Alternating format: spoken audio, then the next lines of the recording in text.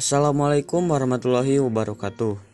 Sampurasun. Patepang deui sareng singkuring Muhammad Fikri Ramadhan Auliansyah di kelas 11 MIPA 4. Ayeuna abdi bade ngadugikeun warta tentang banjir di Bale Endah.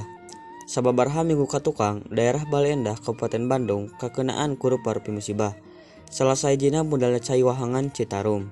Dumasar kana data anu aya kurang leuwih 1536 imah katut pembangunan sakola jeung pamarentah seueum ku Cai Wahangan Citarum.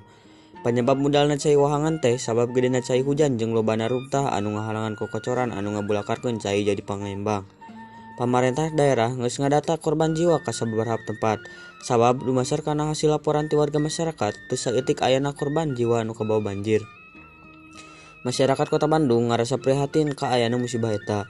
Masyarakat oge ngayakeun tarekah ngumpulkeun warga keur sumbangkeun ka warga anu ngeunaan musibah eta.